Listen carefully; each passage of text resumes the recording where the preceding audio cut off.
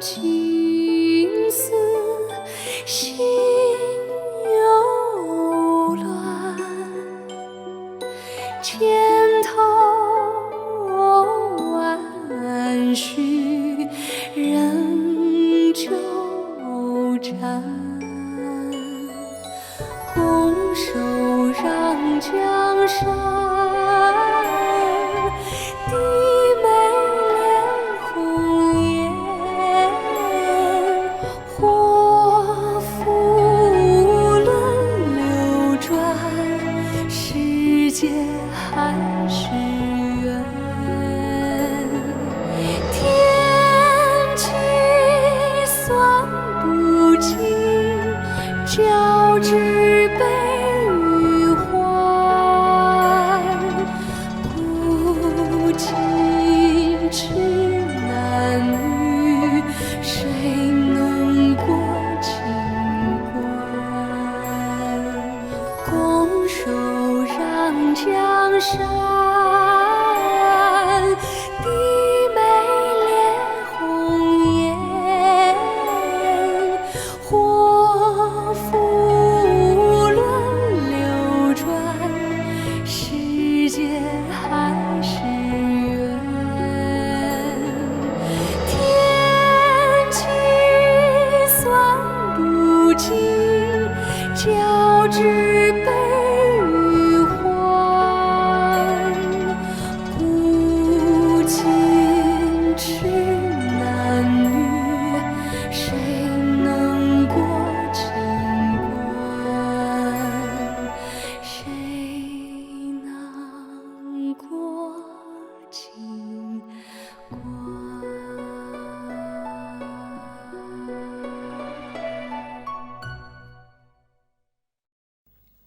娘娘回来了，方才皇上来过了，听说娘娘去了太后那边请安，说晚上再过来。知道了。方才受了惊吓，还是叫温太医来瞧一瞧吧，也好安心。我没事儿。这是出了什么事了？二位娘娘脸色都这么不好。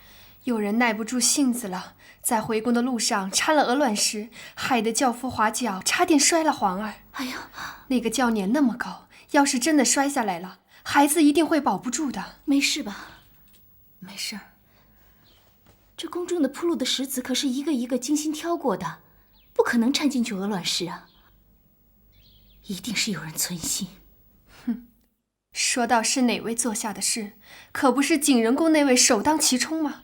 除了他心思最重，还能有谁？若说为了皇嗣，他自然最有这心思，可旁人也未必没有。有了第一次，便会有第二次、第三次。只要娘娘的身孕还在，他们就不会善罢甘休的。不是咱们再三防范就可以防范得了的。娘娘，既然晚上皇上要过来，您务必要把此事告诉皇上才好啊。小允子在。你方才捡的鹅卵石呢？在这儿。你去花房找个靠得住的人，叫他仔细看看这鹅卵石上的青苔有什么古怪。这。我看着不像是寻常的青苔。这。不管是谁，既做得出来，就别怪我容不下他。皇上驾到！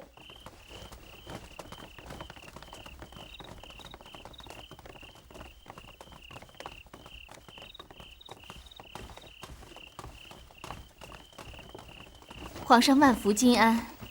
皇上，今日我们娘娘身子不爽，正在寝殿睡着。叫太医瞧了没有？怎么不早些来告诉朕？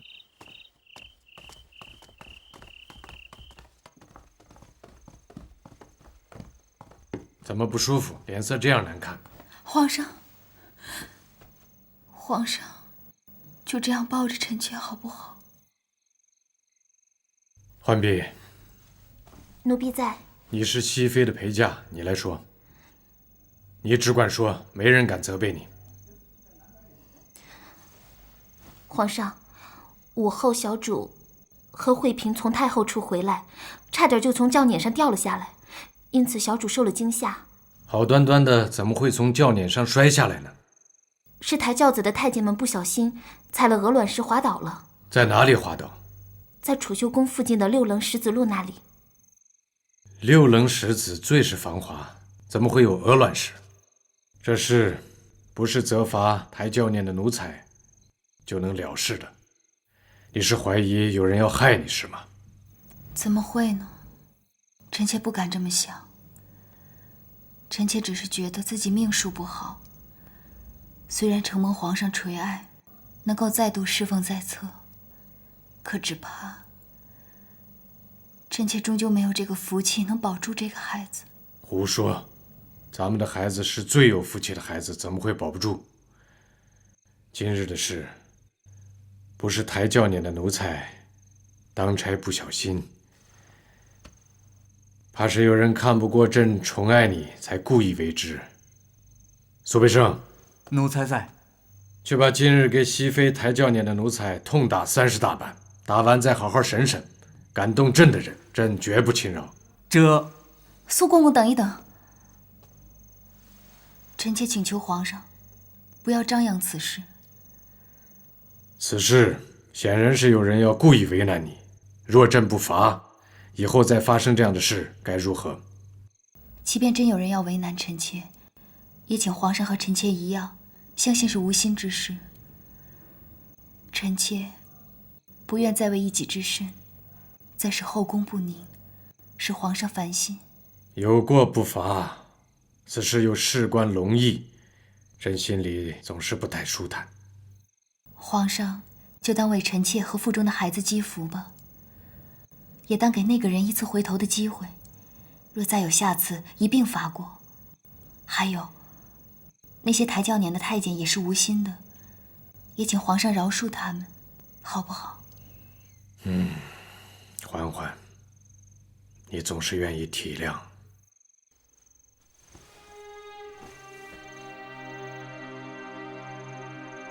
皇上今儿虽没翻牌子，但现在都没从永寿宫出来。娘娘先睡吧。熹妃有身孕，不能侍寝。就算不能侍寝，皇上都要陪着她。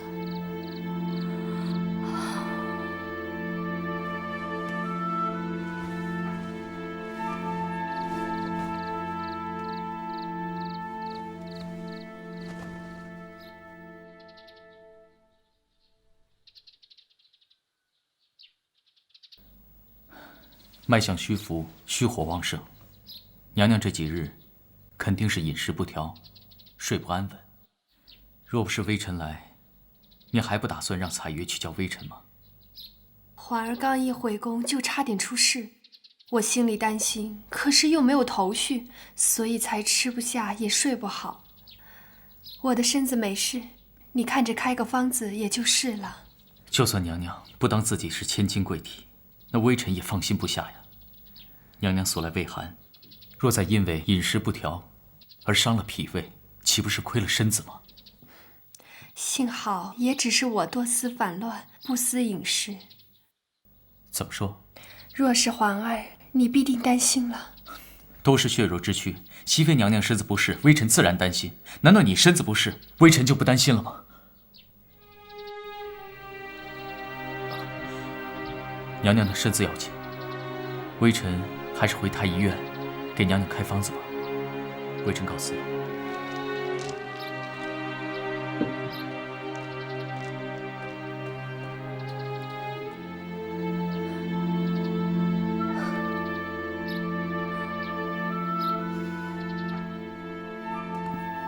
小主请安累了，您先宽坐片刻，奴婢去倒茶。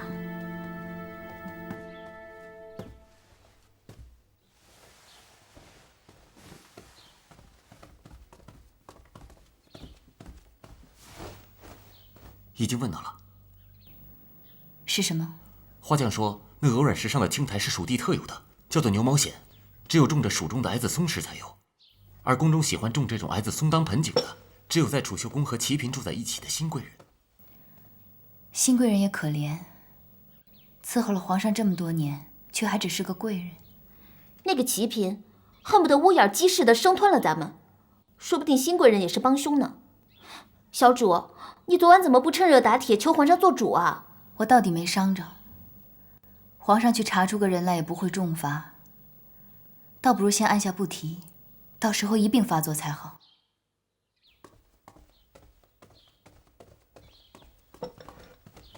启禀娘娘，储秀宫的齐嫔和新贵人到，本宫在正殿见他们。传。是。齐嫔瓜尔佳氏携新贵人拜见熹妃娘娘。熹妃娘娘金安。赐座。多年不见，齐妹妹可滋润不少啊。熹妃娘娘风采如旧，一点也瞧不出薄嗣待过的样子。是吗？当初与你同住碎玉轩时是何等和睦，想来也有3年了。当初你阿玛与本宫父亲交好，却不曾想会在暗中诬告，可见人心之变比风采容貌的变化要快多了。熹妃娘娘这张嘴向来是宫里数1数2的好，最能颠倒是非黑白。连娘娘想回宫，皇上都可以把汉军旗改为满军旗，还有什么是不能的？但总比不过人心从白变成黑这样可怕。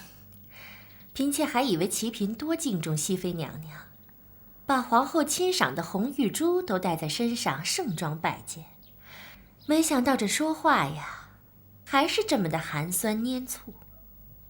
多年不见新贵人了。熹妃娘娘金安。咱们是旧相识，不必这样客气。多谢娘娘记挂。果然是旧相识，一个就是主位娘娘，一个熬了那么多年还只是个贵人。好好的来给本宫请安。齐嫔，你是主位，怎么倒和自己宫里的人拌起嘴来了？岂不伤了体面？娘娘真是明理之人，只可惜这永寿宫只赐给娘娘一人独住，若是谁能做了娘娘宫里的人，那真是几辈子修来的福分。本宫当是什么呢？原来是新贵人呆腻了储秀宫，想做熹妃宫里的人，那有什么难的？本宫就替你回了皇上的话就是了，省得你眼馋心热，做出这许多腔调来。齐嫔这话未免也太瞧得起自己了。你去回皇上，你可知道这永寿宫是皇上亲口下旨赐给熹妃娘娘一人独住的？你有多大的本事，多大的面子，能让皇上收回旨意呀？啊？嫔妾身子有些不适，就不打扰熹妃娘娘休息了，先告退。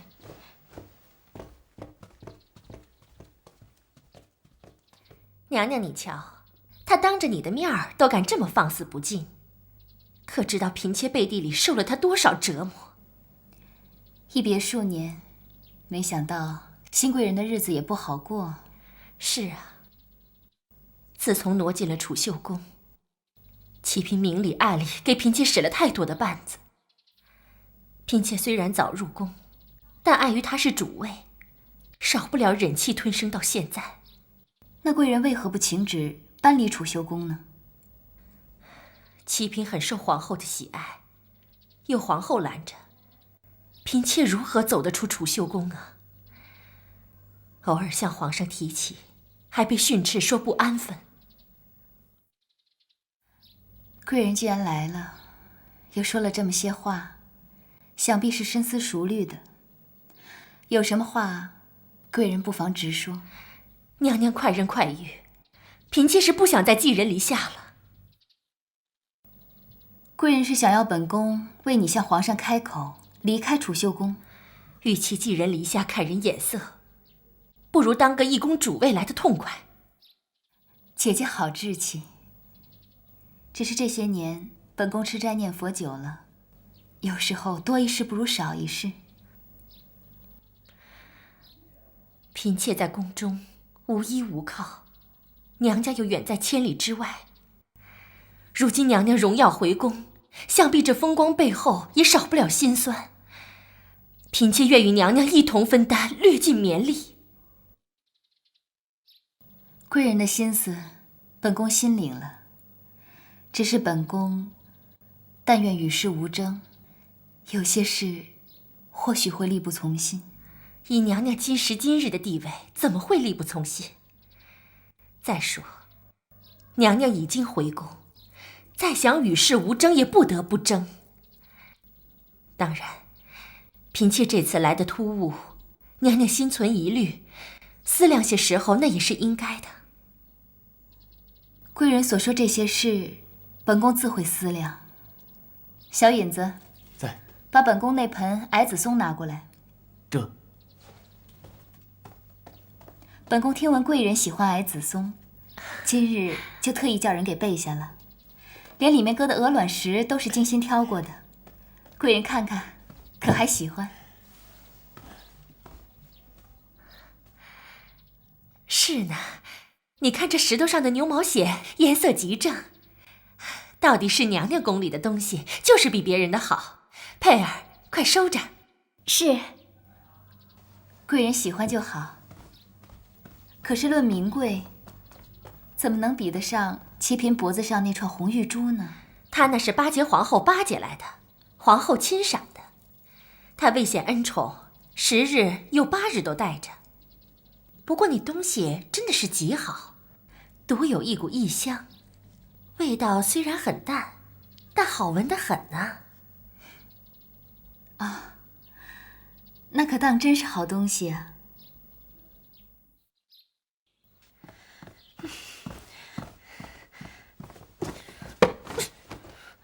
本宫就一直瞧着新贵人不安分，果然一离了储秀宫就拨弄是非，好像本宫委屈了她似的。娘娘是一宫之主，管教她是抬举她。新贵人既然如此不识抬举，那娘娘只管拿出主子的身份来压制她就是了。如今就敢这样猖狂，指不定以后还会干出什么事情来呢。自然，她以为仗着熹妃就得意了。熹妃要是没有肚子里那个东西，想爬进紫禁城，做梦去吧。方才新贵人说的话，小主觉得可信吗？5分信5分不信。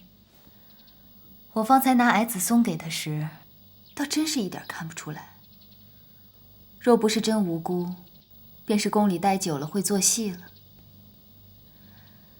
方才和佩儿说了吗？说了，佩儿还惦记着娘娘呢，说抽空就过来给小主回话。等我问问他，再做定论。越想越生气，我就是瞧不上齐嫔那轻狂的样子。难道她忘了从前在小主面前百般讨好的嘴脸了吗？你以为她傻？她知道与我积怨已深。此刻在我面前俯首称臣，我未必能容得下她，皇后更容不下她。索性与我翻了脸，我反而立时3刻不能拿她怎么办了。反正齐嫔跟着皇后，是生不出孩子，挣不到出路的。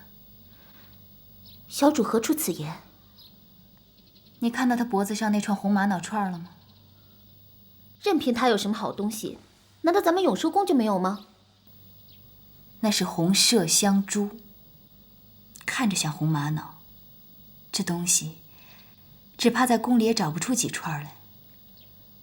我方才听新贵人说那东西有香味儿，我便更肯定了。那麝香珠是取雄麝的麝香做的，用久了损伤肌理，便再也生不出孩子了。那他怎么堂而皇之的把它挂在身上，也没有人告诉他缘由吗？一来这东西难得，寻常人分辨不出；二来，你没听新贵人说，那是皇后娘娘赏的。即便太医知道，也没有人敢告诉齐嫔吧。你去小厨房看看，给龙月做的菜做好了吗？也不知她爱不爱吃。龙月公主自幼离开小主，难免会生疏些，不过过久了就一定会好的。但愿如此。来，公主吃饭，乖啊，公主。龙月，来，让本宫来喂吧。来，龙月，吃饭饭。哎呦呦，来一口。哎呀呀，乖，多吃一点儿。果然，公主还是听娘娘的话，干净的多香啊！真乖。再吃一口。娘娘吉祥啊，起来吧。啊，娘娘正好在吃饭呀。今天小厨房做了几道菜，熹妃估摸着小公主喜欢吃，就叫奴婢带了过来。真是精致啊！快搁这儿，龙月正好要吃饭呢。哎，那奴婢就先告辞了。好。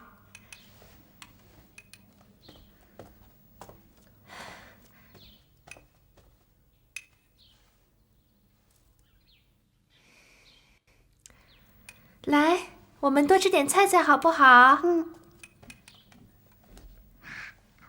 啊，真乖。皇上待娘娘还是最有心思，特地把莲花移种到这些大缸里，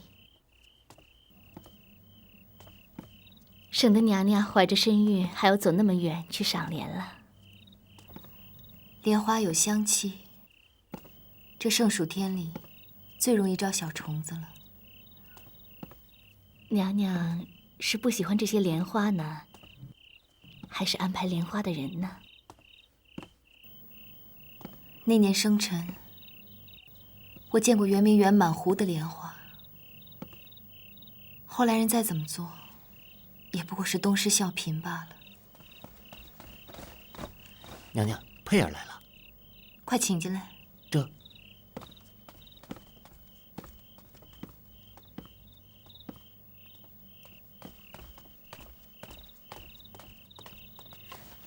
给娘娘请安。快起来。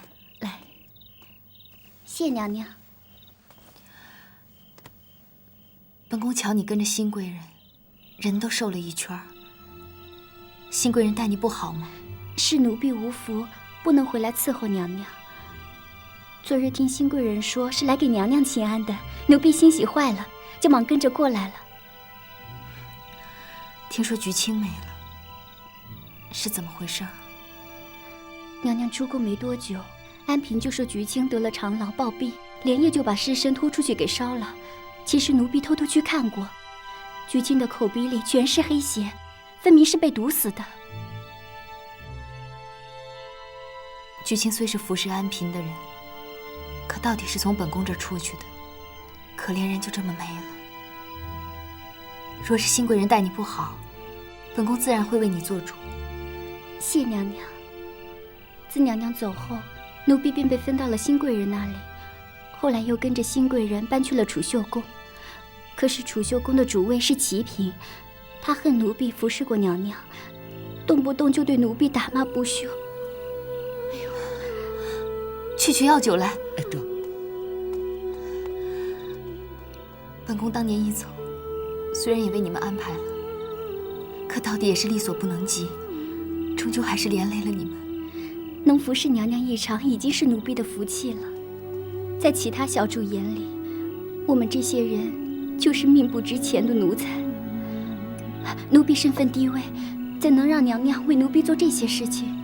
来，忍着点儿啊！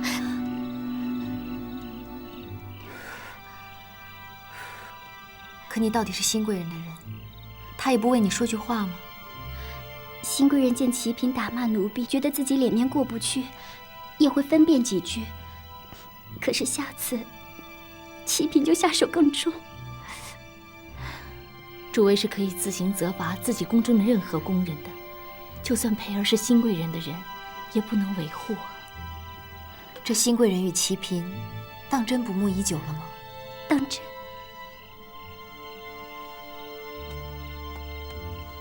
你的心意，本宫都知道。其实你在新贵人那儿过得不好，本宫倒是可以想法子把你要出来。只是齐嫔与本宫的恩怨，你是知道的。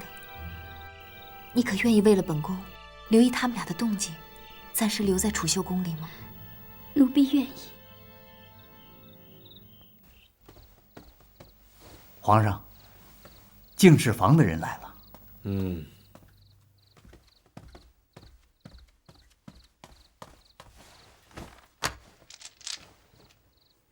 朕有些日子没见新贵人了。皇上驾到！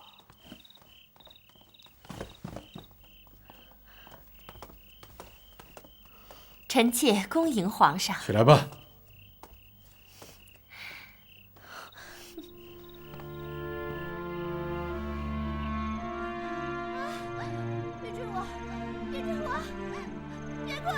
什么声音？老声音了。启嫔又梦魇了。皇上，启嫔梦魇了，请您过去瞧瞧。别过来，皇上。那朕过去瞅瞅。那皇上，你还会回来吗？朕今儿翻的是你的牌子，自然会回来。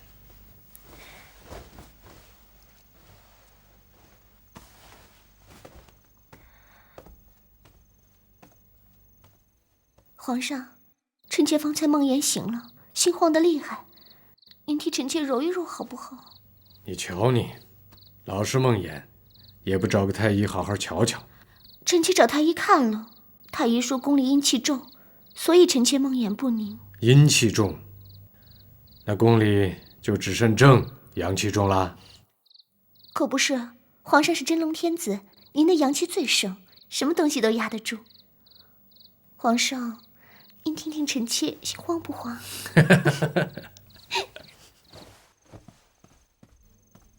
小主怎么不拦着呀？皇上这一走，肯定不回来。小半年，皇上才来咱们这儿一回，回回都赶上齐嫔发梦魇。就知道拦不住，以前又不是没拦过，不都还是去了吗？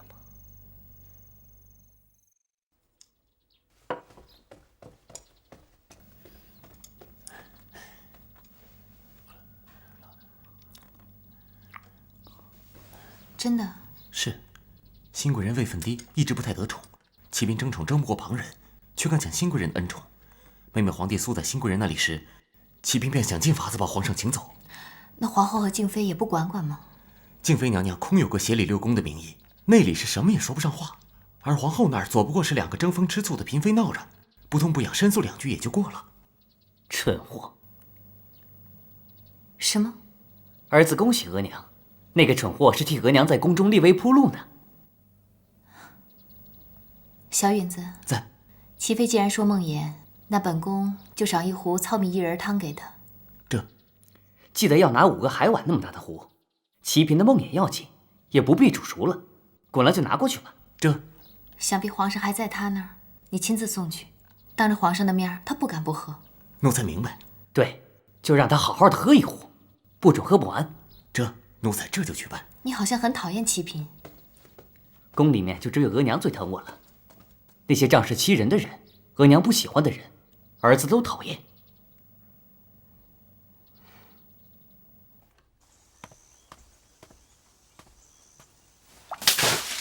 哼，自己小主没本事，还泼什么水呀？有本事把皇上招回去呀！现在心口还慌吗？皇上不来，臣妾总是心慌。那朕再听听。皇上，熹妃娘娘让奴才送东西给齐嫔。什么东西？进来说吧。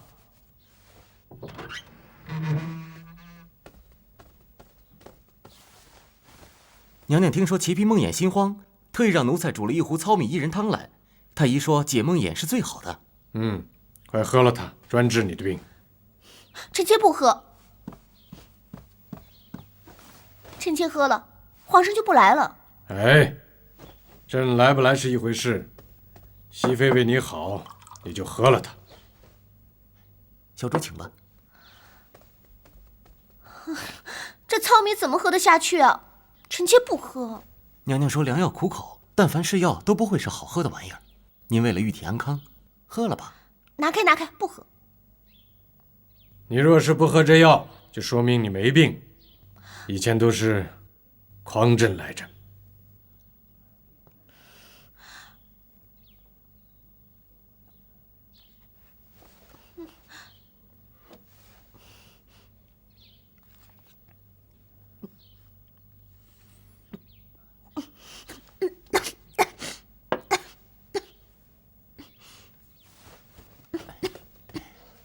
娘娘吩咐了，药要喝尽了才好呢。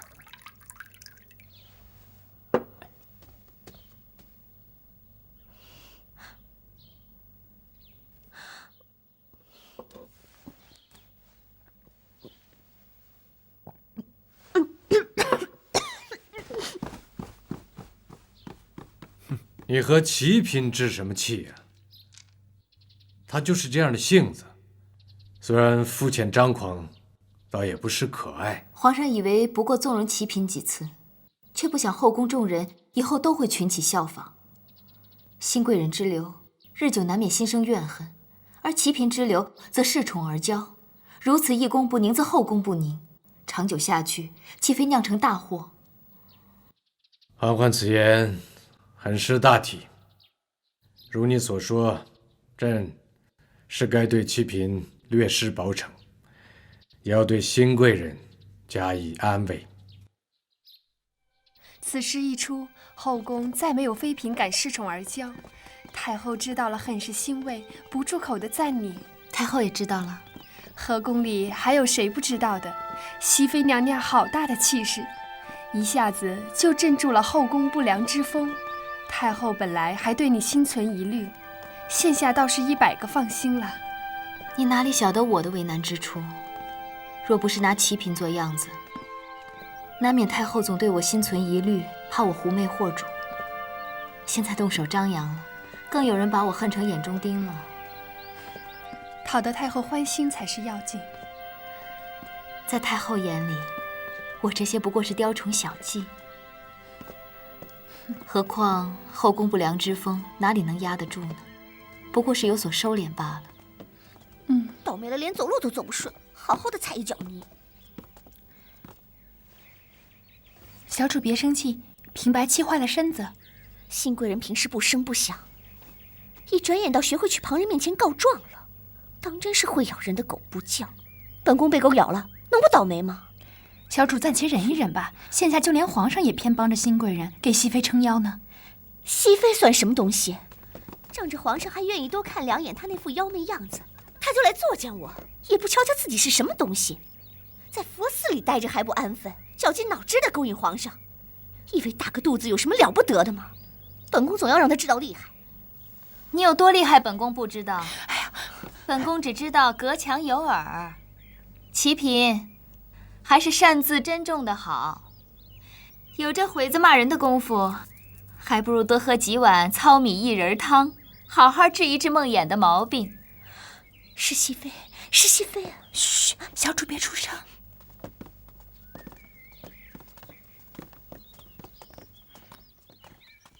额娘，额娘不生气。记着，任何时候都不要为不值得的人、不值得的事儿费时间、费心力。是。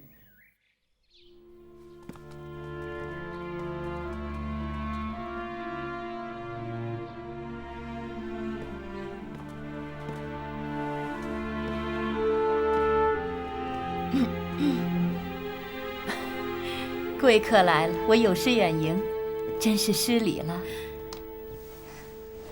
多年不见，端姐姐的气色见好了。谢谢，妹妹请。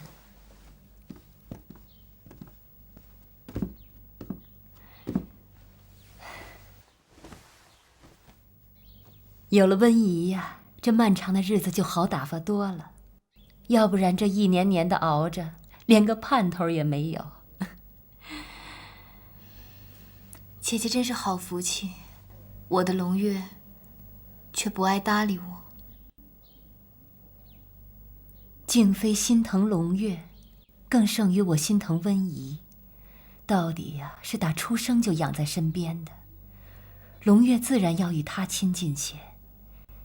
眼下静妃的心不安呐，将心比心，如果要是现在香嫔活过来找我要回温宜，我也是万般的不情愿呢。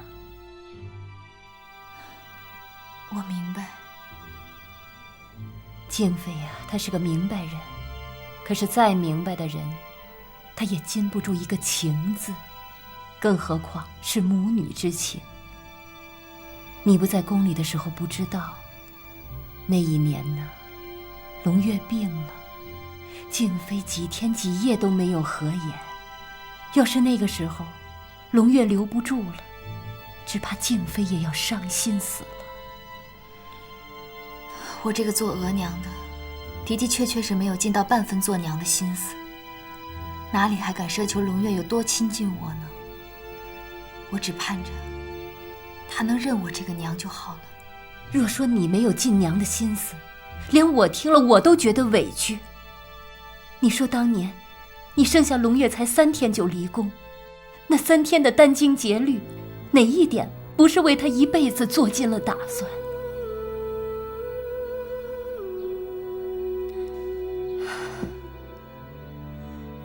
但是我还是要劝你一句话，别急着接回龙月，就算你思女心切，那也得忍耐呀。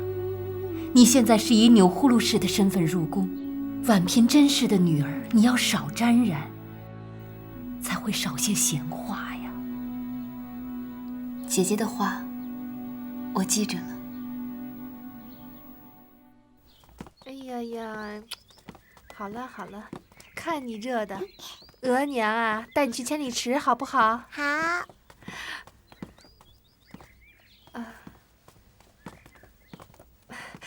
熹妃妹妹，龙月，快给熹妃娘娘请安。熹妃娘娘好。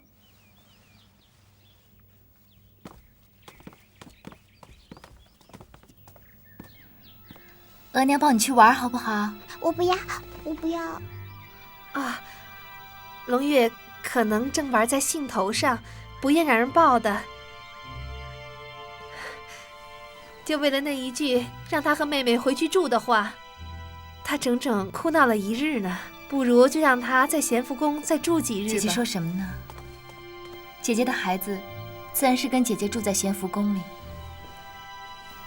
我不过是想领他玩耍一会儿罢了。啊，我们要去千里池喂鱼，不如妹妹同去。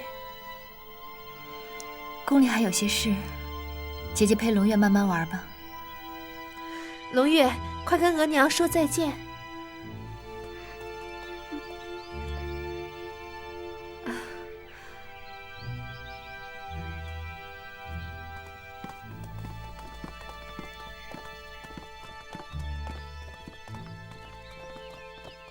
娘娘别生气，本宫有什么好生气的？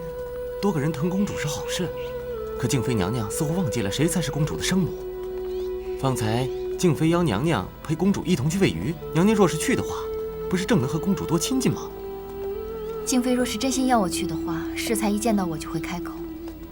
且他们去是母女情深，本宫去了，又不知道会生出多少嫌隙来，好没意思。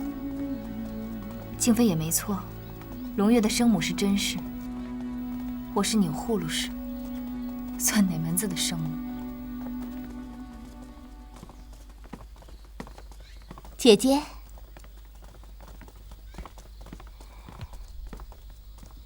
姐姐好。许久不见，妹妹当真是贵人了。姐姐才是真正的贵人。原以为姐姐要在外飘零孤苦一世，叫妹妹好生牵挂，不曾想峰回路转，竟有今日添丁添福的好时候。哪里真有十全十美的好时候呢？做人总有不足之处。即便妹妹今天身为嫔位，掌一公主位，想来也有意难平的时候吧。姐姐走后，玲珑替姐姐服侍皇上那么久，竟没有一子半女，当真是玲珑福薄。只是自己的亲生女儿，竟成了别人的孩子，姐姐感觉如何？龙月自幼不在我身边，不与我亲近也是情理中事。但我相信，做人有得亦有失。比起妹妹，我肚子里这个孩子或许怀得更运气些。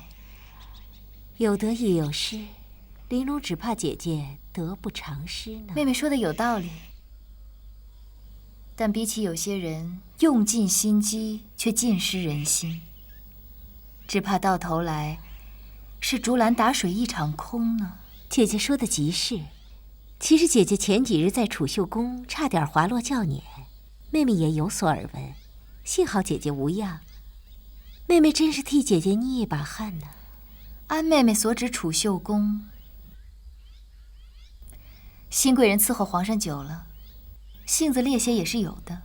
姐姐真以为是新贵人做的吗？姐姐仔细去想想，储秀宫中，谁与姐姐积怨已久啊？他阿玛归他阿玛，他到底也不曾对我怎样。姐姐宅新人后，他一直想取代姐姐，姐姐如何就不明白呢？他是皇后跟前的红人，妹妹怎敢在背后说这种无凭无据的话呢？妹妹从前做过的错事太多，见别人的错事也多，有些事本想烂在肚子里，可是如今姐姐刚回宫就遭人暗算，叫妹妹如何敢再隐瞒？昔日之错已经铸成，玲珑只希望在今日能稍稍弥补。妹妹这话我就不知从何听起了。皇上眼中的妹妹是最温顺安静的，怎么，妹妹从前也做过什么见不得人的错事儿？姐姐这话便是不肯原谅玲珑了。宫中人心如何分辨，我实在不懂。可是玲珑，咱们到底也是这么多年的姐妹了。我这辈子的罪孽是数不清了，只希望姐姐能平平安安诞下龙胎。姐姐万事多加小心。好香啊！这是新贵人送我的香囊，姐姐喜欢这味道吗？你的心意我明白了，我自会小心。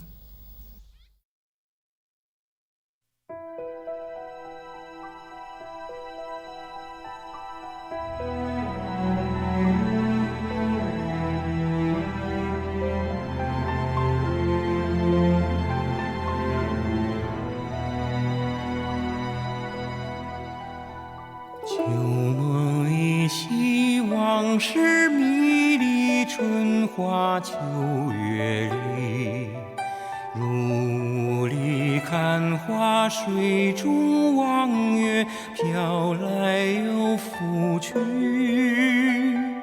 觉来有声君去，无语翻云覆雨里。最亮清香，惜良心相依，得来复失去。有时待鹤，有歌待莺，有心待相惜。望长相思，望长相守，却空留金玉笛。情相悦，一心相许，一身相偎。愿无相忘，愿无相负，又奈何恨与期。得非所愿，愿非所得，看命运嘲弄，造化游戏，真情诺诺，终于随